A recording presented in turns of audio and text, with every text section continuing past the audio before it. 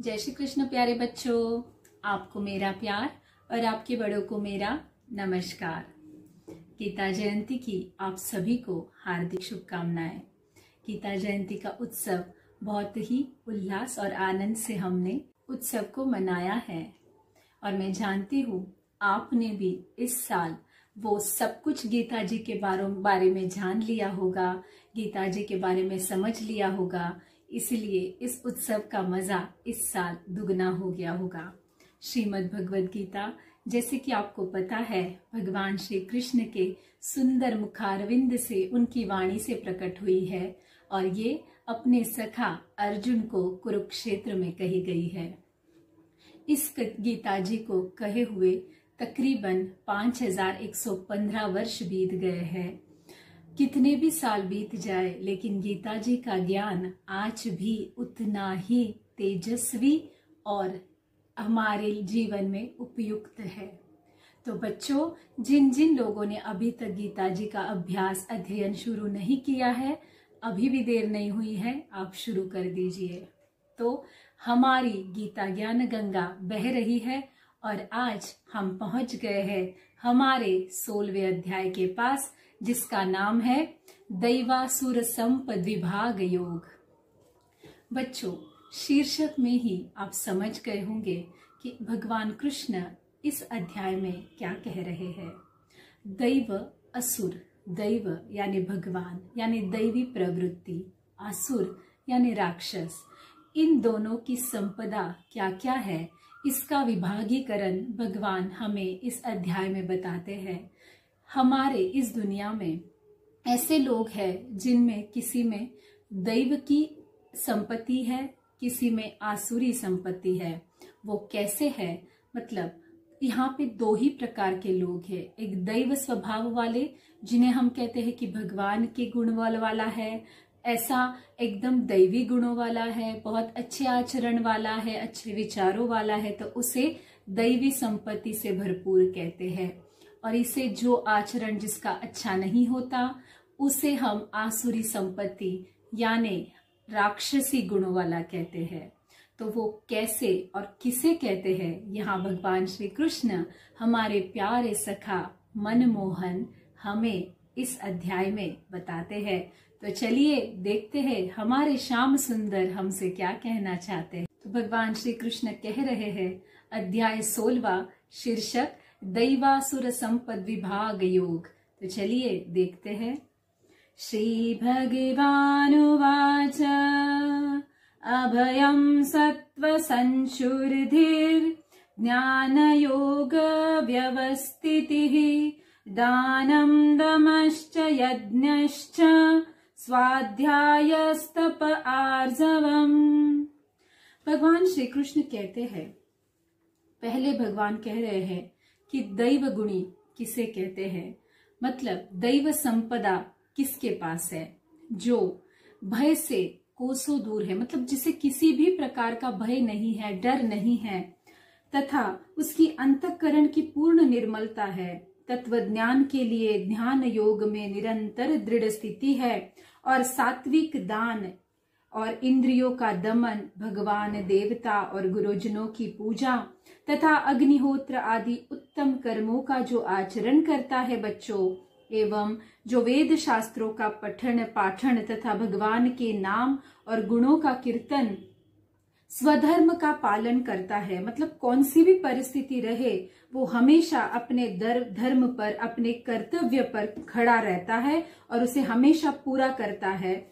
उसके लिए चाहे कष्ट सहन करना पड़े, शरीर तथा इंद्रियों के सहित अंतःकरण की भी उसके सरलता होती है। हमेशा दैव संपत्ति हम उसे कहते हैं जो अच्छे गुण वाला है। अब अच्छे गुण यहाँ पे भगवान किसे कहते हैं, तो भगवान डिफाइन कर रहे हैं कि जो भय से दूर है, जिसे किसी भी प्रकार का डर नहीं है, जिसके कर्म अच्छे हैं, जिसका अंतःकरण मतलब मन बिल्कुल स्वच्छ है, सबका अच्छा सोचता है, अच्छे कार्य करता है, जिसे गलत काम करने की इच्छा नहीं होती, जो हमेशा भगवान के नाम स्मरण में रहता है, मतलब बच्चों से हमेशा इस चीज का डर रहता है कि अगर मैं गलत कार्य करूंगा तो मेरे नारायण, मेरे श्री कृष्ण मुझसे रूठ जाएंगे और वो मेरे बारे में क्या सोचेंगे। इस डर से वो चीजें नहीं करता। अब जैसे हमें हमारे मम्मी पापा या दादा दादी या हमारे घर के बड़े या कोई भी हमारे घर के भैया दीदी जो भी हमें प्रिय है, उन्हें जो चीज अप्रिय है, जो उन्हें पसंद नहीं है, वो हम करते नहीं है, वो हम डरते हैं। तो भगवान श्री कृष्ण यही कह रहे हैं, जो चीज भगवान को अच्छी नहीं लगती, मतलब जो भगवान के गुणों में नहीं बैठती, उसे हमें नहीं करना चाहिए। अगर हम प्रभु नारायण से प्यार करते हैं, भगवान श्री कृष्ण को सखा मानते हैं, तो हमें इन सारे गुणों का ही अवलंब, मतलब इन सारे ही क्वालिटीज को फॉलो करना पड़ेगा। ये सारी क्वालिटीज हमारे अंदर इनबिल्ट होती है। जब जैसे ही हम इस दुनिया में आते हैं, हमारे पास इन चीजों का भंडार होता ही है, क्योंकि हम सोचते हैं कि हमें ये सब यहाँ से मिलता है। लेकिन जैसे कि हमने पिछले अध्यायों में देखा, जैसे हमारे कर्म है वैसा ही हमें मनुष्य शरीर या जो भी हम अभी जीवन जी रहे हैं वैसा ही हमें मिलता है। इसका लॉजिक है जो हम अभी आपको आगे समझाएंगे कि इसके पीछे क्या लॉजिक है, और इसके पीछे साइंटिफिक रीजन, यानी आप प्रोसीजर से, प्रैक्टिकल से भी इस पर यकीन कर सकते हैं। हम अभी आपको आगे ये चीज भी एक्सप्लेन करेंगे। तो प्रथम हम देखते हैं कि दैव गुणी मतलब क्या। जैसे कि हमने देखा, अंतःकरण की शुद्धि है, आनंद है, जिसके मन में हमेशा लोगों का अच्छा भलाई करने की इच्छा है, जो हमेशा अच्छे गुणों से भरा हुआ है, तथा कौन सी भी परिस्थिति रहो अपने कर्तव्य के लिए खड़ा है, अपने कर्तव्य से वो मुंह नहीं मोड़ता है। जैसे कि अभी किसी का अगर प्रण है कि उसे हमेशा सुबह उठ के सूर्योदय के समय नमस्कार करके सूर्य की आराधना करनी है या सूर्य नमस्कार करना है, तो ठंडी रहे, बारिश रहे, चाहे कुछ भी रहे, वो अपने नियमों से नहीं हटते, वो करते ही है। तो ये जैसा एक एग्जाम्पल आपको बताया, वैसी सारी चीजें हैं। अगर हमारे पास हमारा नियम है कि हम किसी की हर साल कुछ हेल्प करते हैं, और अगर इस साल हमारी कंडीशन हेल्प करने की नहीं है, तो भी हम कोई भी चीजों का जुगाड़ करके, कोई भी चीजों की व्यवस्था करके हम उन्हें उनकी हेल्प करते ही है। मतलब जो हमारा कर्तव्य है, अगर वो इंसान हमारे भरोसे पे है, तो हमें उसको दिया हुआ वचन निभाना ही चाहिए। हमारे शब्दों की कीमत हमें खुद ही रखनी चाहिए, अपने कर्तव्यों पर खड़ा उतरना ही चाहिए। ये भगवान श्री कृष्ण हमसे कह रहे हैं। अगर आप विद्यार्थी है तो आपको विद्यार्थी मतलब आपको पढ़ाई करना, अपने गुरुजनों का, अपने बड़ों का सम्मान और आदर करना, उनकी कही हुई बातों पर चलना, उनके आदर्शों पर रहना आपका प्रथम कर्तव्य है। अगर इसमें आपको कोई भी अड़चने आती है तो उन अड़चनों के ऊपर आपको खड़ा रहकर अपने इन बातों का पालन करना ही पड़ेगा। वरना ये नहीं कहना कि ये नहीं हो रहा है तो मैंने ये नहीं किया, वो नहीं हुआ तो मैंने वो नहीं किया। ये सारे बहाने कर्तव्य के बीच में नहीं आना है।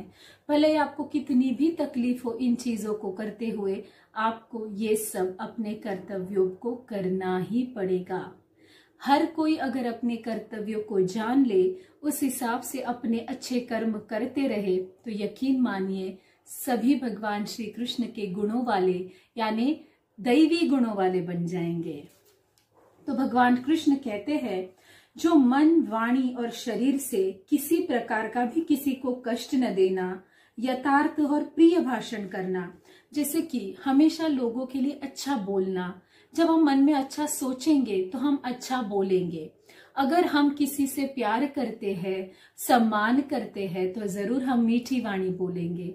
लेकिन भले ही हमारी वो व्यक्ति अप्रिय हो, हमें वो पसंद ना हो, या हमारे लिए वो भी हमारे गुड टर्म्स में ना हो, या हमारे हिसाब से ना हो, या हमारे लिए बुरा ही करती हो, फिर भी हमें हमारी चीजों को नहीं छोड़ना है, उनसे कोई कटु वचन नहीं बोलना है।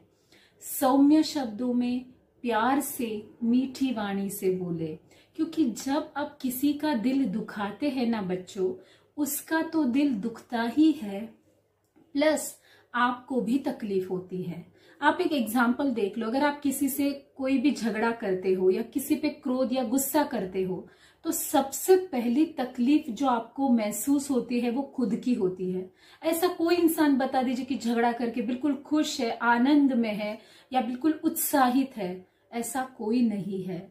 और ऐसा जो है वो दैवी गुणों वाला नहीं है। पहली बात तो झगड़ा करने वाला ही दैवी गुणों वाला नहीं है।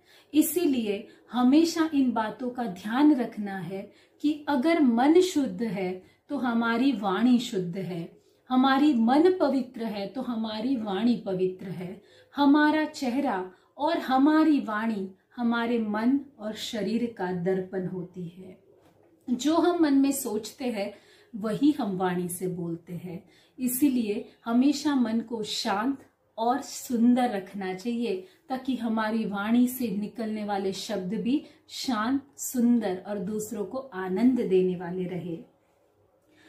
चित्त को हमेशा स्थिर रखना चाहिए, अंतःकरण शुद्ध होना चाहिए। अंतःकरण मतलब जो हमारी इंटरनल है, जो भी हमारे अंदर जो हमारे चलता है, अंदर वाला जो मन है, हमारी जो सोल है, वो शांत रहे, पवित्र रहे, किसी की निंदा न करे। भूत प्राणी मतलब हर जगह, हर इसमें हमें दया आनी चाहिए, चाहे वो कोई प्राणी हो, चाहे कोई भी हो, जो भी सजीव है, जीवंत है, उसके लिए हमें दया करनी चाहिए। इंद्रियों के विषयों के साथ संयोग होने पर भी उनमें आसक्ति का न होना, कोमलता, लोक और शास्त्र से विरुद्ध आचरण में लज्जा और व्यर्थ चेष्टाओं का अभाव होना। भगवान कृष्ण कहते हैं, तेज, क्षमा, धैर्य, बाहर की शुद्धि एवं किसी में भी शत्रु भाव का न होना और अपने में पूज्यता के अभिमान का अभाव, यह सब तो हे अर्जुन दैवी संपदा को लेकर उत्पन्न हुए पुरुष के लक्षण है। भगवान कहते हैं मन हमेशा स्थिर होना चाहिए। जब मन स्थिर होता है तभी हम अच्छे डिसीजन ले पाते हैं।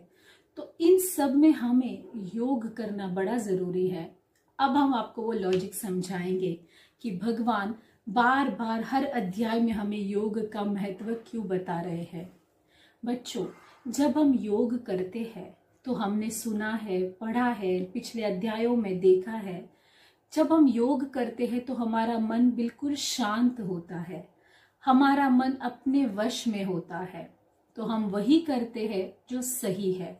योग में हम अपने आप से मिलते हैं और हम बच्चों आत्मा स्वरूप में बहुत ही शुद्ध और अच्छे हैं, क्योंकि हमारे संस्कार बड़े ही उच्च हैं। ये जब हम मान लेते हैं तो हम अच्छा ही आचरण करते हैं। जब हम योग में होते हैं तो हमारा मन शांत होता है, हम अच्छे विचार सोचते हैं, तो तभी हम हमारे ब्रेन को ये मैसेज देते हैं कि हम बिल्कुल शांत हैं, हम अच्छा सोचते हैं।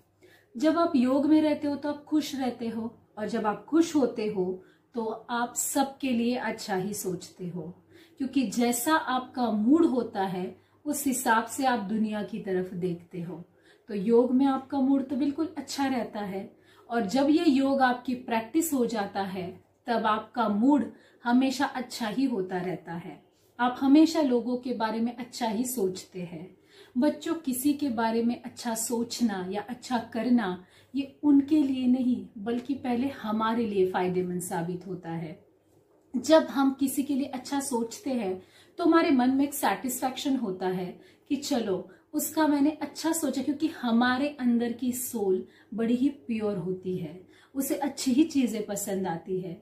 जब हम किसी के लिए बुरा सोचते हैं तो हम अंदर से बेचैन होते हैं, अस्वस्थ होते हैं, हम अच्छा नहीं सोचते हैं अपने मन में। और जब हम किसी का अच्छा करते हैं या अच्छा सोचते हैं या किसी की तारीफ करते हैं तो हम अपने आप खुश होते रहते हैं, और जब हम खुश होते हैं तब हमारा अंदर का सोल खुश होता है और हमारे ब्रेन को मैसेज पहुंचता है कि हम खुश हैं। और जब हम गुस्सा होते हैं या किसी कारणवश अगर हमारा मूड ऑफ होता है तब हमारा वो ब्रेन हमें उस मैसेज की याद दिलाता है, क्योंकि जो चीज की हमें आदत है वही हमारे साथ होता है। अगर हमें खुश रहने की और अच्छा बर्ताव करने की आदत है, सच बोलना, सबकी मदद करना, सबसे प्यार से रहना, अंतःकरण की शुद्धि में रहना, अपने किए हुए अच्छे कार्यों को सिर्फ मेरा कर्म था और मैं माध्यम था ऐसे समझना, मतलब कर्तापन का भाव उसमें न होना, ये जब सब चीजों की हमें आदत होती है तो जब भी हमारा मूड खराब होता है या किसी भी कारणवश जब हम गलत सोचने लगते हैं तो हमारा ब्रेन हमें उस मैसेज को हमारे पास फॉरवर्ड करता है कि तू अच्छा इंसान है, तू अच्छा सोचता है, ये गलत है, ये तुझे करना शोभा नहीं देता है। आप इन सब चीजों का प्रैक्टिकल कीजिए, क्योंकि गीता कोई भी चीजों का जब भी एक्सप्लेनेशन देती है, बात बताती है, तो गीता जी में उसमें विज्ञान, टेक्निकल चीजों का आधार लिया हुआ रहता है। गीता जी पढ़ने के बाद जीवन में अनुभव करना ये सबसे बड़ा अभ्यास है, और जो आनंद हमें गीता जी पढ़कर उसको आचरण में लाते वक्त होता है वो जीवन का सर्वोच्च आनंद होता है बच्चों।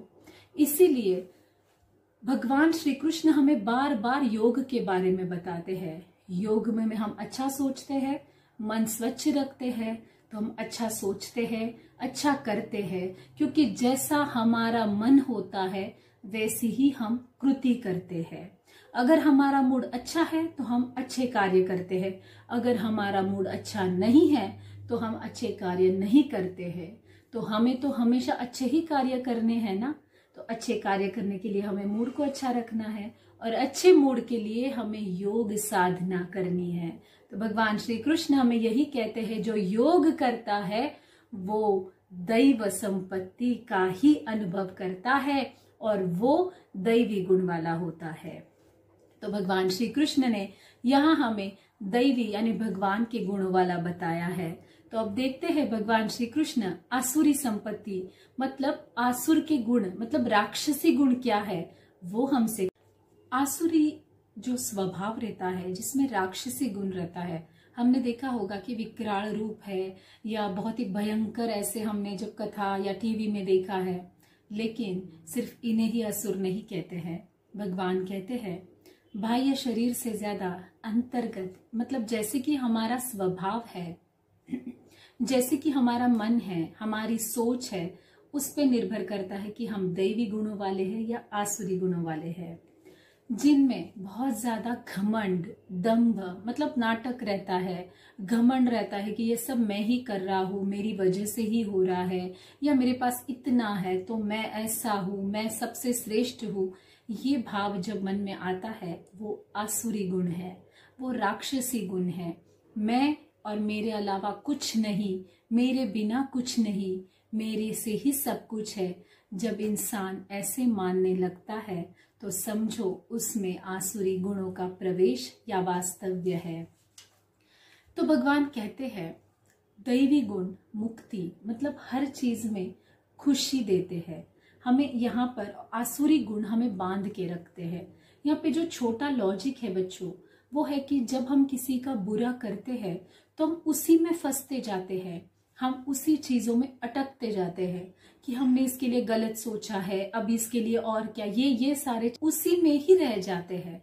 और जो दैवी गुणों वाला रहता है वो अच्छा करता है, नेकी करता है, दरिया में डालता है, निकल जाता है, वो किसी में अटक के नहीं रहता, उसकी इन्वॉल्वमेंट इतनी नहीं रहती कोई चीज में, तो वो अपने में खुश रहता है। वो जो हमें जो भी भगवान का जो भी आश्रय मिला है उससे अनुभव करके वो आनंदित रहता है। तो आसुरी वाले गुणों वाले बंधन में फंसते हैं और दैवी गुणों वाले मुक्ति पाते हैं। मुक्ति यानी आनंद में रहते हैं, खुशी से रहते हैं, किसी में अटक के तकलीफ नहीं पाते हैं, क्योंकि ज्यादा किसी भी तरह की इन्वॉल्वमेंट हमेशा तकलीफ का कारण होती है। हमें हमेशा अच्छे मैसेज अपने आप को भेजना है, मैं अच्छा हूँ, मैं अच्छे कार्य कर रहा हूँ, मैं अच्छी तरह रह रही हूँ, मैं अच्छा ही सब कुछ कर रहा हूँ या कर रही हूँ, जो भी है हमारे पास हमें सकारात्मक मैसेजेस भेजना है। उसकी वजह से हमारे ब्रेन को वही मैसेज जाते हैं और हमारा ब्रेन उसी दिशा में एक्टिवेट होता है। और जाहिर सी बात है, जो ब्रेन और जो मन कहता है वही कृत्य या वही कृति या वही एक्शन हम करते हैं।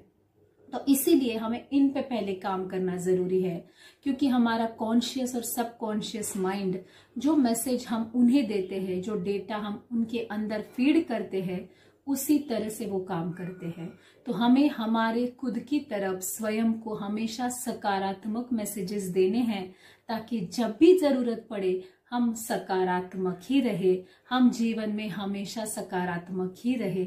जरूरत का मतलब है जब भी हम गलत बर्ताव करें तब ये सकारात्मक सोच, जब भी कोई गलत परिस्थिति हो, ये सकारात्मक सोच हमें काम आती है और ये हमें दैवी गुण देती है।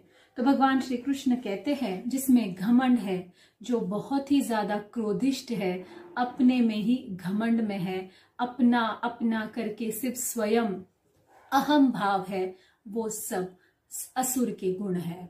भगवान कहते हैं, अर्जुन तू किसी से मत डर, क्योंकि तू दैवी गुणों वाला है, तुझमें सारे अच्छे ही गुण है।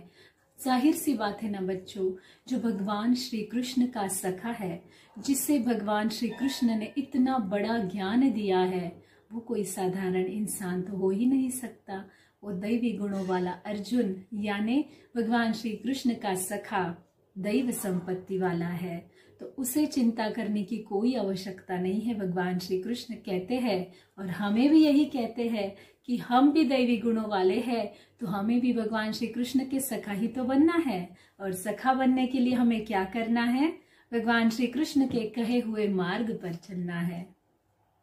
भगवान श्री कृष्ण कहते हैं, इस मनुष्य समुदाय में दो ही प्रकार के लोग हैं। जैसे कि हमने देखा, मनुष्य समुदाय में दो ही प्रकार के लोग, मतलब एक आसुरी योनि और एक दैवी योनि। ये दो ही लोग आपको नजर आएंगे, एक तो आदमी अच्छा है या तो आदमी बुरा है। तो जो गुण में कोई भी जन्म से ये नहीं लेता है, या अगर जन्म से मिल भी जाता है तो वो लकी है, और अगर जन्म से नहीं भी मिला है तो हमें इस चीज का शोक नहीं करना है, बल्कि इस पे काम करना है कि अगर हम जन्म से दैवी गुण से नहीं है तो हम कर्म से दैवी गुण से बने। पिछले अध्याय में हमने प्रहलाद जी की स्टोरी देखी। प्रहलाद जी का जन्म जरूर राक्षसी कुल में हुआ था, लेकिन उनके भक्ति भाव से भगवान नारायण के प्रिय वो बन गए। हमने ऐसी बहुत सारी कथाएं देखी। आपने देखा होगा रामायण में विभीषण जी, जो कि रावण जी के भ्राता थे, रावण जी एक असुर थे, ऐसे हम हमेशा मानते हैं, उनमें असुरी गुण थे, क्योंकि उन्होंने राम जी के खिलाफ, वो राम जी से वैरत्व लिया था। तो उनके जो भ्राता थे वो राम जी के ही भक्त थे। तो हमने देखा है कि असुरी कुल में जन्म लेते हुए भी ये सारे भक्त और दैवी गुण वाले थे। तो अगर जन्म से दैवी गुण नहीं है तो कर्म से हमें दैवी गुण मिल सकते हैं। इसलिए हमारे कर्म हमेशा हमारे जीवन में श्रेष्ठ कहे गए हैं। तो भगवान कहते हैं, आसुर स्वभाव वाले मनुष्य को न प्रवृत्ति का पता होता है न निवृत्ति का। मतलब अगर आप उन्हें कुछ गलत चीजें बताने जाओ कि आपकी गलती है तो वो बिल्कुल नहीं मानेंगे, क्योंकि उन्हें उस चीज का एहसास ही नहीं है, और अगर एहसास नहीं है तो सुधार नहीं है। अगर हमें पता ही नहीं है कि हम गलत कहाँ है, और हमें इतना ज्यादा अहंकार भरा है कि हम किसी की बात भी नहीं मान रहे हैं, तो हमारी वो गलती कभी बदल नहीं सकती है, कभी हम उस गलती को सुधार नहीं सकते हैं। क्योंकि गलती सुधारने के लिए हमारे अंदर ये एहसास होना चाहिए कि ये गलत है। इसीलिए आसुरी जो लोग रहते हैं, जिनमें आसुरी भाव होता है, जिनका आसुरी योग हम कह सकते हैं होता है, तो उन्हें प्रवृत्ति और निवृत्ति, मतलब ये मेरी प्रवृत्ति है और इससे मुझे निवृत्ति लेनी है, इस बात का एहसास तक नहीं होता। तो भगवान श्री कृष्ण कहते हैं, वो आसुरी प्रकृति वाले मनुष्य कहा करते हैं कि जगत आश्रय रहित सर्वथा असत्य बिना ईश्वर के है, जो भगवान का अस्तित्व ही नहीं मानते हैं, जो कहते हैं कि मैं नास्तिक हूँ और ये सब कुछ चल रहा है, मैं चला रहा हूँ या अपने आप हो रहा है, जो भगवान का अस्तित्व नहीं मानते हैं, जो ईश्वर को ही नहीं मानते हैं, वो भी सारे आसुरी गुण वाले हैं। जिन्हें सिर्फ गलत चीजों की अपने अंदर अच्छी लगती है, वो सारे आसुरी गुण वाले हैं। हमेशा गलतियां करना और जो भी भ्रमिष्ट है, माया में फंसे रहना, गलत चीजों को ही अपना भाग्य और अपना स्वभाव बना लेना, ये भी आसुरी गुण है। जिनका स्वभाव नष्ट है, हो गया है, जिनकी बुद्धि भी मंद है, जो वे सबका अपकार करने वाले क्रूर कर्मी मनुष्य केवल जगत के नाश के लिए ही समर्थ है। जो हमेशा अहम करते हैं, उन्हें अपने अलावा कुछ नहीं दिखता है, तो वो ना किसी से अच्छे संबंध बना पाते हैं, ना किसी के अच्छे दोस्त या रिश्तेदार बन पाते हैं। तो वो अपने में ही रहते हैं और वो पूरी दुनिया का भी खराबी करने के लिए समर्थ हो जाते हैं। तो दैवी जो गुण है वो दुनिया में अच्छी चीजें फैलाते हैं। जो आसुरी है वो हमेशा गलत चीजों से जग का भी नाश अपने साथ करने लगते हैं। दंभ, मान और मद से युक्त मनुष्य किसी भी पूर्ण होने वाली कामनाओं का आश्रय लेकर अज्ञान से मिथ्या सिद्धांतों को ग्रहण करके, भ्रष्ट आचरणों को धारण करके संसार में विचरते हैं। भ्रष्ट आचरण मतलब गलत संगत, जैसे कि हम देखते हैं गलत चीजें खाना, मांसाहार करना। बच्चों, ये सबसे बड़ी समस्या है। मांसाहार कौन करता है? हमने देखा है मांसाहार पशु करते हैं। हम किसी का भी शव छूते तक नहीं है हमारी संस्कृति में, तो हम उनका मांस कैसे खा सकते हैं? किसी को भी हम मार कर या किसी की भी हत्या कर कर, किसी को दुख पहुंचाकर हम हमारा पेट या हमारे मन को आनंद कैसे दे सकते हैं? और जो ये दे सकता है वो आसुरी गुणों वाला है, क्योंकि इंसान तो ऐसा कर ही नहीं सकता और दैवी इंसान तो ऐसा सोच भी नहीं सकता। दूसरों को तकलीफ पहुंचाकर खुद को कभी खुशी नहीं मिलेगी। तो इसीलिए भगवान कृष्ण कहते हैं गलत चीजों को खाना, गलत चीजों से विचार करना, गलत चीजों का अवलंब करना, मिथ्या मतलब गलत बोलना, ये सारे जो करते हैं वो सब आसुरी गुणों वाले हैं। ऐसे लोग आप हमेशा देखो चिंताओं से घिरे हुए रहते हैं, क्योंकि जो किसी का बुरा करता है ना, उसे हमेशा मन में अंदर से डर लगा रहता है कि कल को मेरा भी कुछ गलत ही होगा। मैंने आज इसका गलत किया है, उसके दिमाग में ये रहता कि कल पता नहीं उठ के ये मेरे साथ क्या करेगा, मुझे परसों इसके साथ क्या करना है, इसी चिंताओं में लगा रहता है। और जब कोई अच्छा किसी के लिए कुछ करता है या किसी की मदद करता है या किसी के लिए कोई भी अच्छा कार्य करता है, तो वो हमेशा चैन की नींद भी सोता है और सुख की जिंदगी भी जीता है। तो भगवान कृष्ण कहते हैं जो चिंताओं से घिरा है, क्योंकि उसके कर्म गलत है तो उसे चिंताएं तो होनी ही है, और जिसके कर्म सही है उसे तो किसी चिंता का डर नहीं है, उसे तो किसी का भय नहीं है, क्योंकि कर भला तो हो भला। यही तो भगवान श्री कृष्ण हमसे कह रहे हैं। ये सुख है जो वो जी रहे हैं, जो कि गलत है, उनको लगता है इतना ही सुख है। जो दंभ, घमंड, जो गलतियां वो कर रहे हैं, उन्हें लगता है इसी में सारा आनंद है, इसी में सारा सुख है। लेकिन भगवान श्री कृष्ण कहते हैं जो इसी में फंसा हुआ रहता है वो इससे बाहर नहीं निकलना चाहता, उसकी आशाओं का भी कभी खत्म नहीं होती। जैसे कि हम देखते हैं आज ये पा लिया तो हमें कल वो पाने की इच्छा होती है, उसके लिए हम और पाप कर्म करने लगते हैं। हमारी इच्छाएं कभी खत्म ही नहीं होती, उससे पूर्ण विराम कभी मिलता ही नहीं है। इच्छाओं का बढ़ना मतलब हमेशा अपने पापों को भी बढ़ाना है। समाधान और हमेशा मन की शांति जो होती है वो दैवी गुणों में ही मिलती है। जो बार बार पाने के लिए इच्छा करता है, बार बार चीजों के पीछे दौड़ता है, उसे लगता है यही खुशी है, यही आनंद है, लेकिन असली आनंद वो नहीं है। वो समझ नहीं पाता है, वही असुर संपत्ति वाला है। वो आशा की सैकड़ों फांसियों से बंधे हुए मनुष्य को काम क्रोध के परायण होकर विषय भोगों के लिए अन्याय पूर्वक धनादि पदार्थों का संग्रह करने की चेष्टा करता है। अगर कल मुझे कोई चीज पानी है तो मैं आज पैसा जमा करके रखता हूँ। पैसा जमा करना गलत नहीं है, लेकिन जब उस पैसे की ज्यादा जरूरत किसी और को है और हम उसकी मदद न करके हम हमारी कोई अननेसेसरी इच्छा के लिए वो पैसा संभाल के रखते हैं और आज जिसे जरूरत है हम उसे नहीं देते हैं, तो ये तो गलत ही है ना। हम कल की हमारी जरूरत न होने वाली इच्छाओं के लिए आज संचय करते हैं तो वो चीजें गलत है। लेकिन जिनमें आशाएं बहुत ज्यादा है, वो दिन भर आशा ही करते रहते हैं, वो आज संग्रह संचय करते जाते हैं और इस संचय और संग्रह के पीछे वो क्रोध करने लगते हैं, हमेशा अस्वस्थ होने लगते हैं और इसी में उनकी सारी लाइफ में भी चेंजेस होते हैं। क्योंकि जो मन से अस्वस्थ होता है वो शरीर में बहुत रोगों से भी अस्वस्थ होने लगता है। क्योंकि हमें पता नहीं है कि हमारी जो भी सारी, जो हमारा शरीर जो पपेट है और जिसके इशारों पे चलता है वो है हमारा मन और हमारा ब्रेन। ये हमारे सबसे बड़े चलाने वाले, जो हम कहते हैं हमें मॉनिटर करने वाले हैं। बट लोग, असुरी संपत्ति के लोग सोचते हैं कि मैंने आज जो पा लिया है वो बहुत अच्छा है, उसमें थोड़े दिन में उनको और पाने की इच्छा होने लगती है। हर वक्त उनके मनोरथ बढ़ते ही जाते हैं। मैंने आज यह प्राप्त कर लिया और अब इस मनोरथ को प्राप्त कर लूंगा, क्योंकि मेरे पास इतना धन है, मेरे पास इतनी कैपेबिलिटी है, मैं ये सब कर सकता हूँ।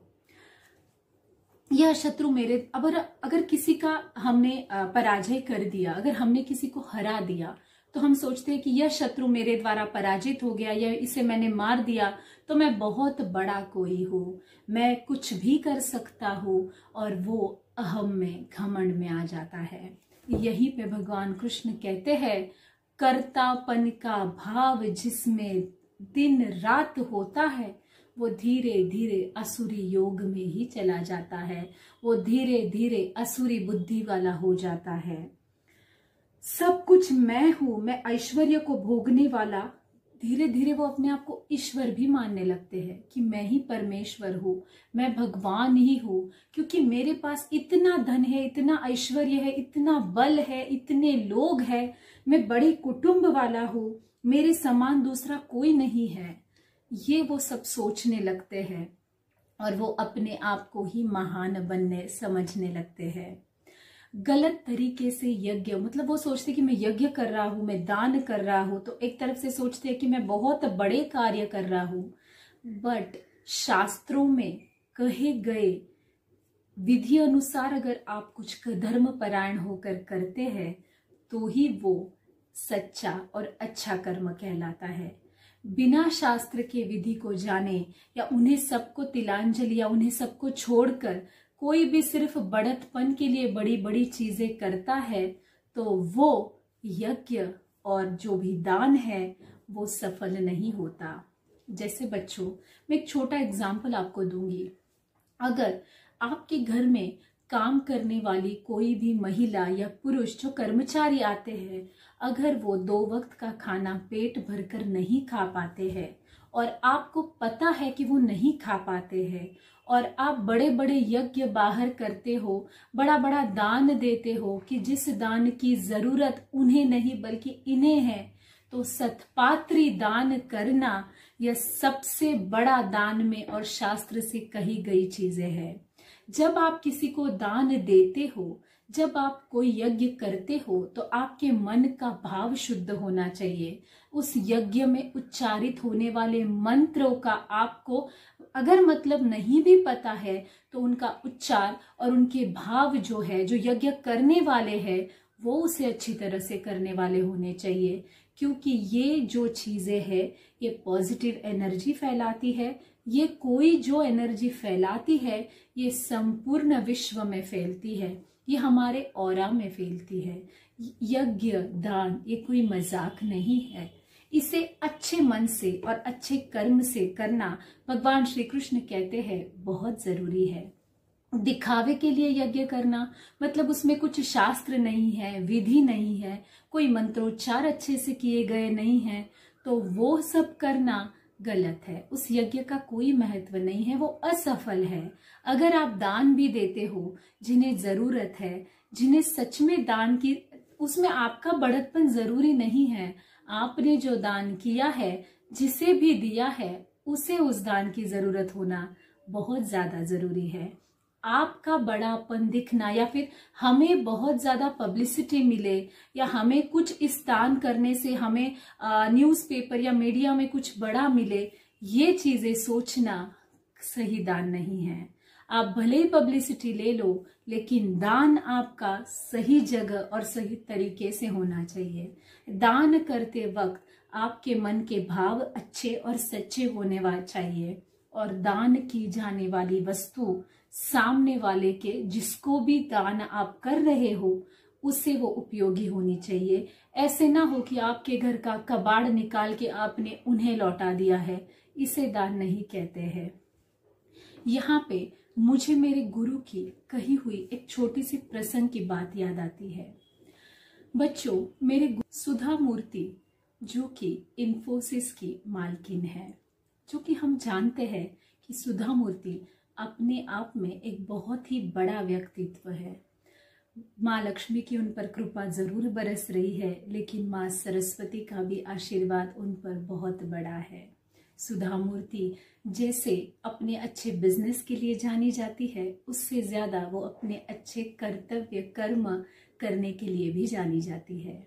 सुधा मूर्ति का एक प्रसंग जो मेरे गुरु के मुख से मैंने सुना था, वो आज मैं आपसे यहाँ पे शेयर करना चाहूंगी।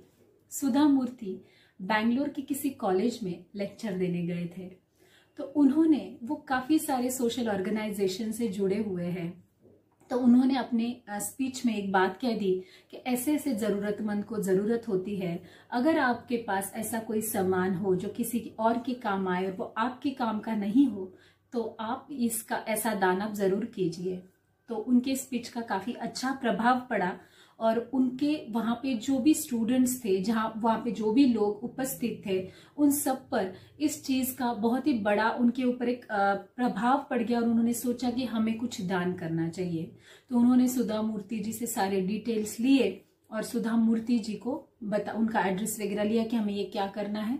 सुधा मूर्ति को अपने आप में बहुत आनंद हुआ कि चलो आज मेरे द्वारा किसी की मदद हो जाएगी, नारायण ने कृपा की है। वो अपना स्पीच देकर अपने वापस घर लौट आई। सेकेंड डे से ही उनके ऑफिस में बड़े बड़े पार्सल आने लग गए। सुधा मूर्ति जी काफी खुश हुई कि मेरा स्पीच बहुत अच्छा रहा, कि वहां पे ये सारी चीजें हो गई कि चलो लोगों में बहुत ज्यादा अवेयरनेस है, लोग कितने अच्छे हैं कि दूसरों की मदद करने के लिए ही तैयार हुए हैं। तो सुधा मूर्ति जी ने सोचा कि बहुत सारे ऐसे पार्सल्स रोज आने लगे। फिर एक दिन अपने सरकारी को हाथ में लेकर उन्होंने सारे पार्सल्स खोलना शुरू किए कि चलो कौन सी कहाँ देना है, कौन से आश्रमों में या किस जरूरतमंद को ये पहुंचाना है, तो आज ये कार्य कर देते हैं। सुधा मूर्ति धीरे धीरे पार्सल खोलने लगी। जैसे जैसे सुधा मूर्ति जी पार्सल खोलने लगी, वो अचंभित और दुखी होने लगी।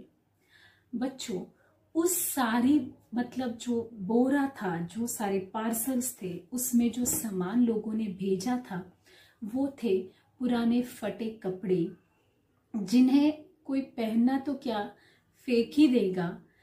पुराने टूटे चप्पल, किसी का बेल्ट टूटा हुआ है या जो भी है जो पहनने के लायक नहीं है, ऐसा सारा सामान, टूटे बन की बैगें, टूटे जिप की बैग्स, ऐसी सारी चीजें, वो जो चीजें किसी के यूज की तो हो ही नहीं सकती, बल्कि वो उनके घर का कबाड़ था जो उन्होंने दान स्वरूप में सुधा मूर्ति जी के यहाँ भेज दिया। सुधा मूर्ति जी के मन में बड़ा ही दुख हुआ कि लोगों के मन में दान को लेकर कितनी गलत भावनाएं हैं। तो बच्चों, इस प्रसंग को यहाँ शेयर करने का मतलब है कि आपके घर का कबाड़ देना मतलब दान नहीं है। भगवान श्री कृष्ण कहते हैं, जो भी दान करो, जिसे करते हो उसके उपयोग में आने वाला चाहिए, उसकी जरूरत होनी चाहिए और उस दान को सही जगह पे दिया हुआ चाहिए, तो वो दान सही कहलाता है। और ये जो सारा दान है, हमारे घर का कबाड़ है, उसके लिए हम पब्लिसिटी करना है या जो भी गलत तरीके से दान करना, ये सारे असुरी गुण के योग है, ऐसा भगवान श्री कृष्ण हमें कहते हैं। हमेशा अपने आप को बड़ा और महान समझना ये गलत है। दूसरों को अपने सामने, ये तो बिल्कुल मेरे सामने कुछ नहीं है, ऐसा सोचना गलत है। मैं ही सब कुछ हूँ, मेरे ही द्वारा सब हो रहा है, जो भी है मैं ही हूँ, यह सोचना सारे आसुरी गुण वाले लक्षण हैं। वे अहंकार, भल, घमंड, कामना और क्रोधादि के परायण और दूसरों की निंदा करने वाले पुरुष अपने और दूसरों के शरीर में स्थित मुझ अंतर्यामी से द्वेष करते हैं। जो घमंड में रहता है ना, उसे कोई अच्छा नहीं लगता। उसे सिर्फ मैं ही हूँ, मैं की जो वो उसकी जो बचती रहती है, वो मैं वाली जो है चीज, वो उसे जीने नहीं देती। उसे कोई अच्छा नहीं लगता है। जाहिर सी बात, अगर कोई अच्छा करे तो वो उसकी निंदा शुरू कर देता है कि इसमें वो दोष ढूंढने लगता है, क्योंकि उसे अपने आप को ही बड़ा बनाने का ही शौक रहता है। जो दूसरों को कम समझता है, जो दूसरों का अपमान करता है, वो खुद ही घमंडी और दंभ कहलाता है। वो खुद के लिए कभी कुछ अच्छा नहीं कर सकता, क्योंकि आसुर कभी अच्छा नहीं करते हैं। तो भगवान श्री कृष्ण कहते हैं वो पापाचारी और क्रूर कर्मी हैं। ऐसे लोग भगवान श्री कृष्ण के सखा नहीं है। वो आसुर है, और आसुर कभी भी दैवी यानी भगवान के सखा नहीं हो सकते। तो भगवान कहते हैं वो मुझसे कभी नहीं जुड़ते हैं, वो हमेशा आसुरी गुणों में जाते हैं। बच्चों, इसके पीछे आप लॉजिक देखो। अगर आप गलत कर्म करते हो तो आपको उनकी आदत पड़ जाती है, और आप कंटिन्यूअसली वही करते हो, क्योंकि आपको उसका एहसास नहीं है, तो वो आप में चेंज नहीं है। तो आसुरी गुणों वालों में एहसास नहीं होता, तो उससे उनको निवृत्ति भी नहीं मिलती, मतलब वो छोड़ते ही नहीं है, क्योंकि उन्हें पता ही नहीं होता है। तो यही कर्म वो करते जाते हैं, और उनका जीवन वहां पे समाप्त हो जाता है। और जैसा कर्म करते हैं वैसा ही आगे का जीवन उन्हें मिलता है, तो वो वापस आसुर ही बन जाते हैं। तो ये हमारे ऊपर निर्भर करता है कि हमें अपने अंदर की गलतियां ढूंढ के हमें उसे चेंज कर देना है, हमें उसे बदल देना है। वो मूढ़ कहते हैं भगवान, जो काम, क्रोध, लोभ इनमें फंसे हुए रहते हैं। ये सबसे बड़े मनुष्य के शत्रु है ये तीन। इनसे जो निवृत्त हो जाए वो बहुत ही अच्छा जीवन जीता है। काम, क्रोध और लोभ, अगर इनको आप जानो, काम मतलब मन में बहुत ज्यादा इच्छाएं होना, क्रोध मतलब वो इच्छा पूरी नहीं होती है तो गुस्सा आता है, और पूरी हो जाती है तो और ज्यादा पाने का लोभ हो जाता है। तो इनमें हम फंसे हुए रहते हैं, और इसी से हम आसुरी योनि में भी फंस जाते हैं। तो भगवान कृष्ण कहते हैं ये तीन गुण आपके आत्मा का नाश करते हैं, और ये तीनों भी नरक के द्वार है। इससे पुरुष मुक्त नहीं होता और कभी भी कल्याणकारी आचरण नहीं कर पाता। इससे वो हमेशा आसुरी योनि में ही घूमता है। और अगर इन तीनों से जो मुक्त हो जाता है वो परम गति को जाता है, और वो कल्याण का आचरण कर भगवान श्री कृष्ण का अच्छा सखा और कृष्णमय हो जाता है। जो पुरुष शास्त्र विधि को त्याग कर अपनी इच्छा से मनमाना आचरण करता है, वह न सिद्धि को प्राप्त होता है, न परम गति को और न सुख को। हमेशा अपने आप में ही रहता है। जो कोई सही शास्त्र विधि से कार्य नहीं करता, जो अच्छे कर्म नहीं करता, जो अपने आप में दंभ में ही रहता है, घमंड में ही रहता है, अपनी इच्छा से मनमाना आचरण करता है, जैसे खुद को लगे वैसा वो आचरण करता है, तो हमेशा उसका नाश होता है। जैसे कि हमने कंस को देखा है, कंस जी आसुरी थे, भले वो भगवान श्री कृष्ण के मामाश्री थे, लेकिन उनके गुणों की वजह से वो आसुरी गुणों वाले थे। जो भी उनके अंदर गलत चीजें थी, मनमाना आचरण था, शास्त्र विधि को पकड़कर जो भी वो कार्य नहीं करते थे, और हमेशा भगवान श्री कृष्ण का नाश करने की ही सोचते थे, उनके अस्तित्व को वो नहीं मानते थे, उसे खत्म करने की कोशिश करते थे, और अपने आप को ही श्रेष्ठ साबित करने का, खुद ही स्वयं को ही भगवान मानने का जो उनका स्वभाव था, और इसी की वजह से भगवान श्री कृष्ण से युद्ध हुआ और वो हार गए और उन्हें मृत्यु को प्राप्त होना पड़ा। तो भगवान श्री कृष्ण कहते हैं तस्माच्छास्त्रं प्रमाणं ते कार्य व्यवस्थितौ ज्ञात्वा शास्त्र विधानोक्तं कर्म कर्तुर्मिहार्हसि। तो अर्जुन अपने कर्तव्यों से दूर भाग रहे ऐसा नहीं कह सकते, लेकिन उन्हें डर लग रहा है कि ये शास्त्र को छोड़कर वो कार्य कर रहे हैं। तो भगवान श्री कृष्ण ने इसीलिए तो उन्हें संपूर्ण श्रीमद् भगवद गीता का ज्ञान बताया और उन्हें भगवान कह रहे हैं कि तू डर मत, तू जो कर रहा है वो शास्त्र से ही है, ये तेरा कर्तव्य है, क्योंकि तू एक धनुर्धर है, तू योद्धा है।